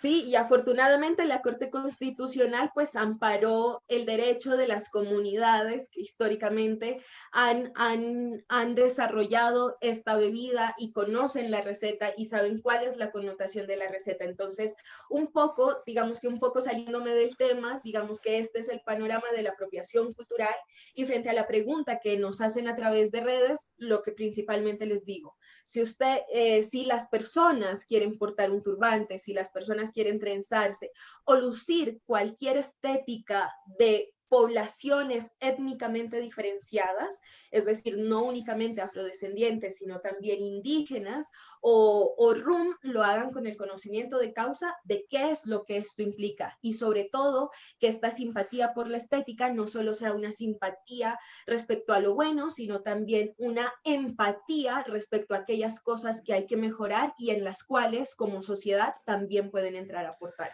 Entonces, precisamente ese sería ahí mi comentario. Giancarlo Kreisberger dice, cuando un lugar es excelente, tranquilo, dichoso y con gran futuro, siempre habrá fuerzas en contra de lo bueno.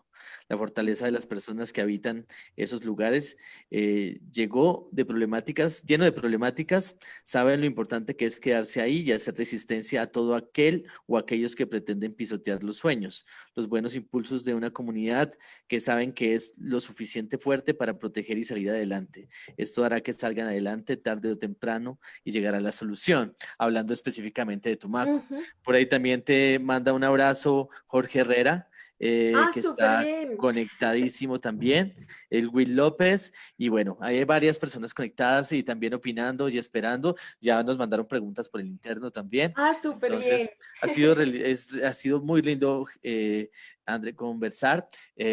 Todavía no nos vamos, todavía tenemos Todavía no. Una tenemos preguntita. muchos minuticos, Sí, pero voy adelante. pensando en otra canción mientras Sí, Sergio te hace la pregunta. ya la tengo y sobre todo pensando también un poco en los recuerdos lindos de la infancia, así que cuando ya hay el chance, ahí No, ya dila de una vez para vamos que Mario la vaya buscando y muy entramos a la bien. pregunta de Sergio. La segunda canción que sugiero se llama Condoto de Chucky Town.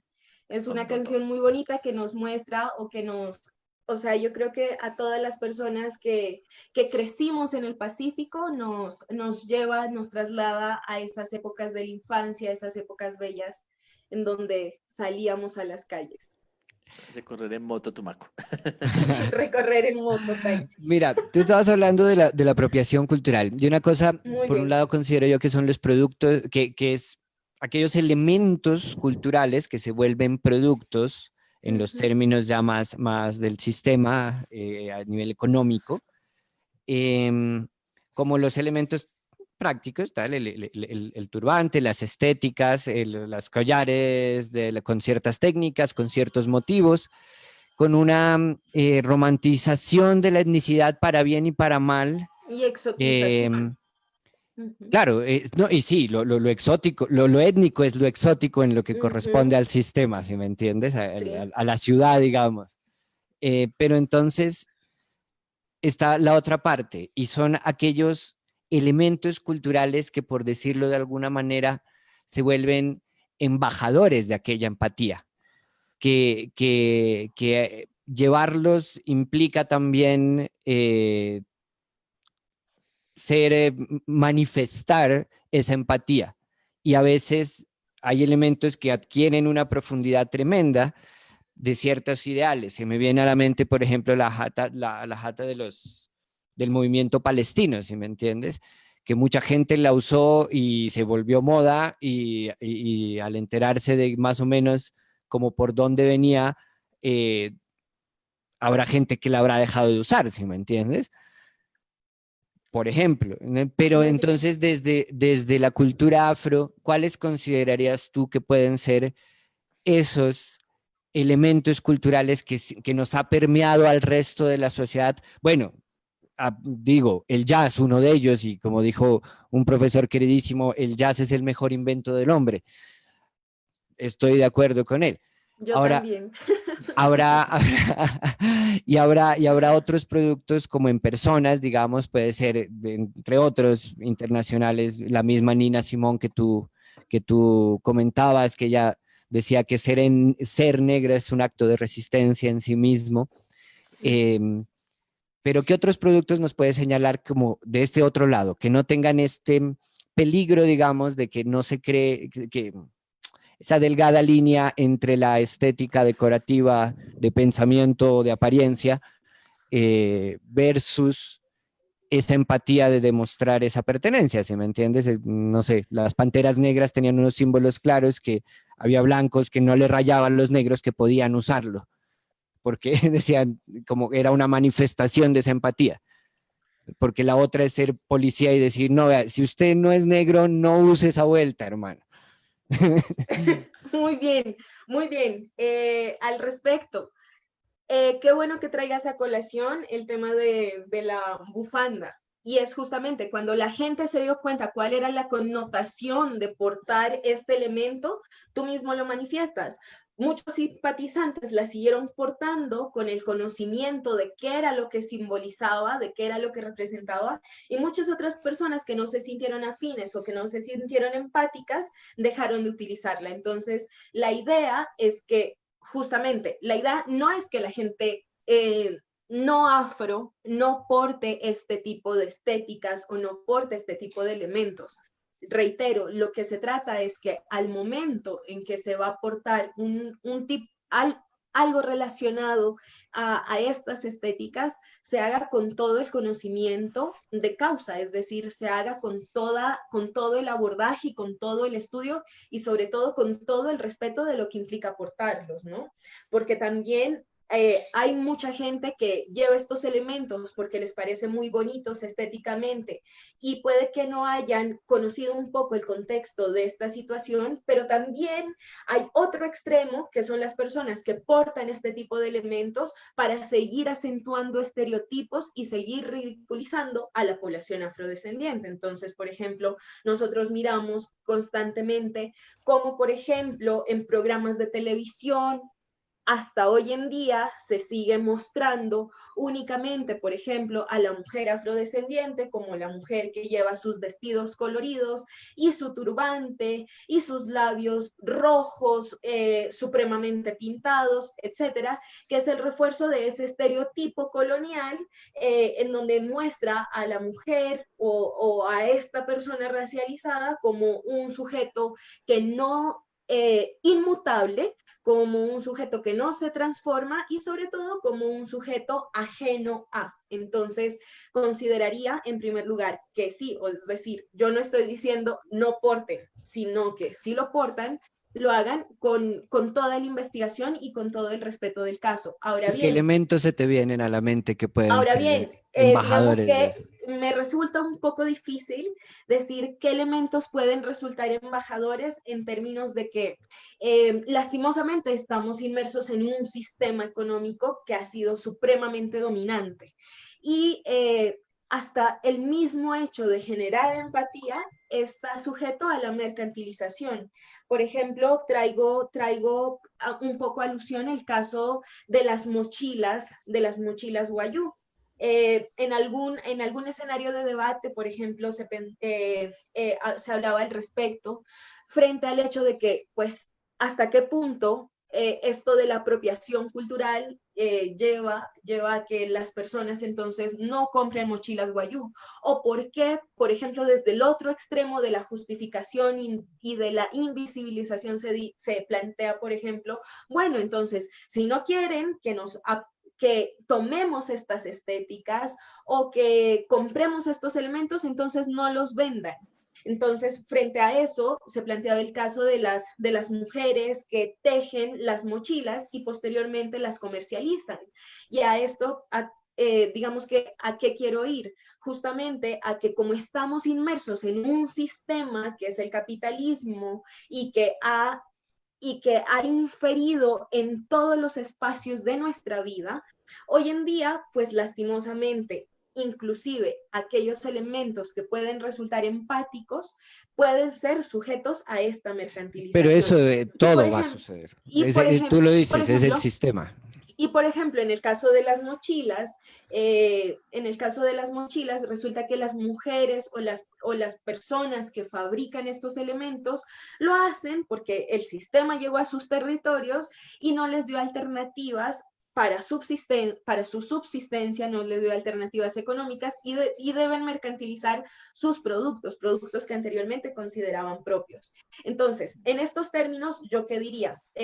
No puedo decir que debe existir un solo elemento identitario, no, claro. y no creería que este elemento identitario debe ir en torno a estas dinámicas que también, digamos que un poco sucumben a este sistema del capital, sino que la idea o lo que yo propondría principalmente es apoyar a los pequeños productores que crean estos elementos, a las personas que hacen trenzas, a las personas que fabrican artesanías y demás, pero bajo unas dinámicas de producción que van, digamos que un poco alternativamente a estas dinámicas de producción masivas que este sistema nos trae. Entonces, más allá de hablar de un elemento identitario, yo consideraría que es fundamental que llevemos los elementos que consideramos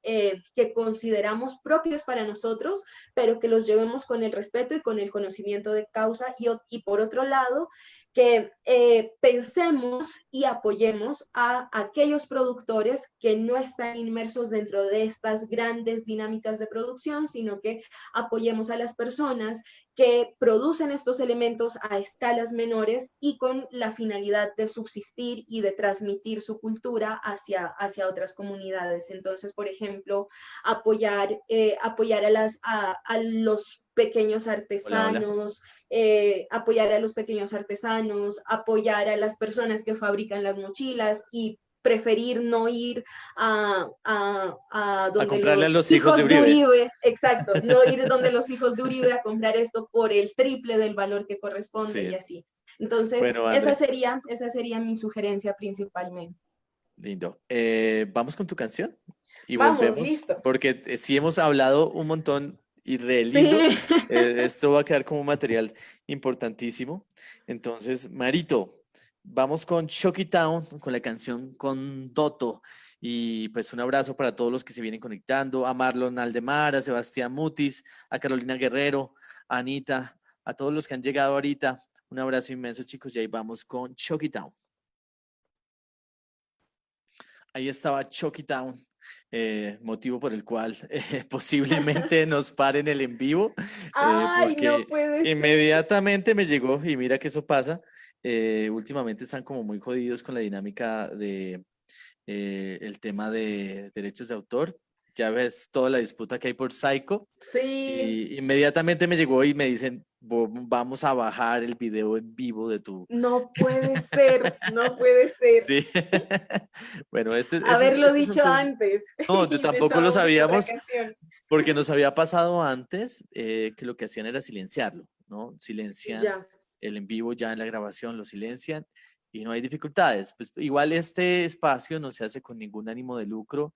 Hay que aclararle a las personas, al general que nos está viendo por ahí, a Psycho, que esto no es con ningún ánimo de lucro, que no estamos ganándonos un peso con este espacio.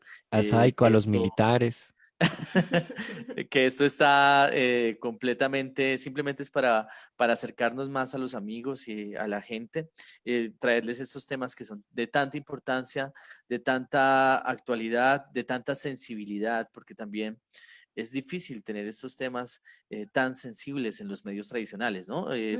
Muy difícilmente también podemos a veces sacar estos temas del ámbito académico, y eso también es una preocupación, ¿no? Muchas veces estos temas se nos quedan en el registro, en la gaveta de la tesis, en la gaveta de esas investigaciones que hacemos, en esos artículos científicos que solamente leen los científicos, entre comillas, y quedan ahí. Por eso es importante pues, es que estos escenarios permitan abrirnos al mundo. Entonces, qué pena, Saiko, por haber utilizado la canción de Choquitown, pero bueno, este impasse va a quedar ahí. Bueno, André, ¿qué recordabas con esta canción de Tumaco? ¿Cuál es la calle que más se te viene a la cabeza? No, pues la calle en donde crecí, que fue la Avenida de los Estudiantes, ahí yo crecí.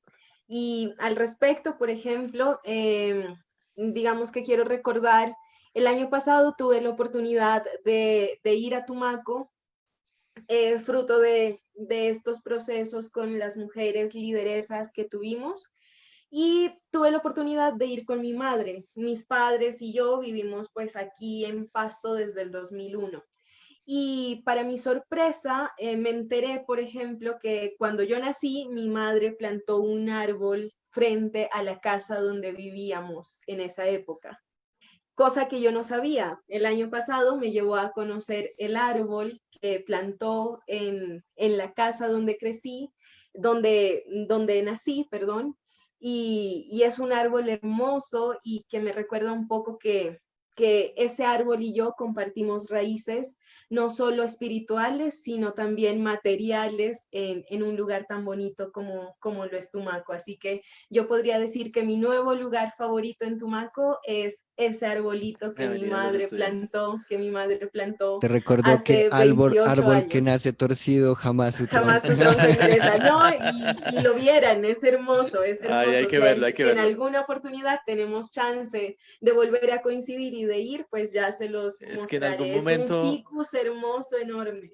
Algún momento con Andrea y con un grupo de investigación que se llama La Minga de la Universidad Cooperativa, intentamos construir un escenario para una investigación de la cultura de la legalidad, sobre Sí, todo en ahí Tumaco, ¿te fue que nos acuerdas? Ahí conocimos, nos Cris. conocimos. Y ese tema pues es bastante interesante en Tumaco. Antes de preguntarte sobre eso, sí quería preguntarte algo que se me viene a la cabeza ahorita y ¿qué tienes de Pastusa? Porque pues también vivir tantos años acá, algo te debe haber dejado de esta cultura también, que también es bastante rica, ¿no? Claro que sí. Digamos que yo soy del mar y la montaña. ¿Bajo qué términos? Pues mi papá es tumaqueño y mi mamá es ipialeña. Mis papás se conocieron en Tumaco y mi mami pues es tumaqueña por adopción. Ella ama Tumaco, mi papi ama Ipiales, entonces digamos que tengo esa raíz andina, pero también esa raíz afro muy presente. Entonces yo siempre molesto diciendo que disfruto comer del cuy como disfruto comer de la chautiza, que es una preparación típica en Tumaco. Entonces, a Pasto le debo mucho, principalmente le debo mi formación. Ha sido una ciudad que pues le abrió las puertas no solo a mí, sino también a mi familia. Y como lo decía al inicio de esta intervención, he podido desarrollar gran parte de mi proyecto de vida en este espacio. Entonces, a Pasto y a los Andes, pues también mi gratitud enorme. A la sierra, a la sierra. A la sierra. Siempre A la hemos tenido, sierra. siempre hemos tenido dificultades históricas, la Y sierra bueno, mi y el acento lo Pacífico. demuestra además. Tiene las dos cosas. Bueno, Sí. pues ya son las 11:55. Las Te 10:55. Ay, perdón, las 10:55. Es que siempre terminamos los sábados a las 12. Te invitamos Opa. y de aquí vamos a tener en el próximo andén, el sábado, vamos a tener a 3 músicos increíbles de esta ciudad. Hemos pasado por una selección, entre comillas, sin querer, que no ha sido involuntaria, de gente que se nos ha venido apareciendo en el camino, pero han sido unos programas sobre la historia de la música en Pasto un poco de los últimos 20 años. Y han pasado gente maravillosa y creo que vamos a seguir los sábados con esa línea. Siempre es más musical y los martes Ya. es más cultural y más político. Entonces vamos a tener al Pillín, ahí les voy contando. Vamos a tener al maestro Rafael Vallejo y vamos a tener a Mario Díaz. Entonces va a ser una noche también espectacular para que te programes, Súper bien. André, para que Claro nos que visites, sí. para que te tomes un vinito mientras nos escuchas. Pues la gente Un los sábados siempre se bichecito. toma un bichecito, uy sí, o un chapilito de Altaquer, que también es riquísimo. También. Sería buenísimo que nos En acompañes. Altaquer, fue en Altaquer que nos quedamos esa noche. Por eso se emborracharon con Chapil, pues es el mejor Chapil de la El región. mejor Chapil, sí. Sí, ese es enterrado, ¿no? Ese lo entierran, pa. Sí. Sí. Uy, Bueno, aquí en medio de la cosa, pues quiero agradecerle a Mario Fernando Cejo, que ha estado en el máster ayudándonos con los videos. Marito, al mil máster Mario gracias. Fernando Cejo. El sábado vas a participar muchísimo más, pues porque le toca. Son sus invitados. A Sergio, muchísimas gracias, mi hermano, por acompañarnos también y por ser anfitrión de este espacio. Mil gracias. Y pues, André, Muchísimas fascinados gracias. contigo y con Josefa, o sea, fue una gran conmemoración para nosotros del mes de la afrocolombianidad. Y bueno, les doy la palabra a ustedes para que se despidan. No, yo Adelante, simplemente te Sergio. digo chao y muchas gracias, Andrea, ha sido un placer y ojalá nos vuelva a encontrar la vida en medios virtuales o presenciales. Claro que sí, qué gusto conocerte, Sergio. Muchísimas gracias, Cristian, nuevamente por esta invitación. Gracias a Mario por haber arriesgado su en vivo por transmitir la canción de Chucky Town.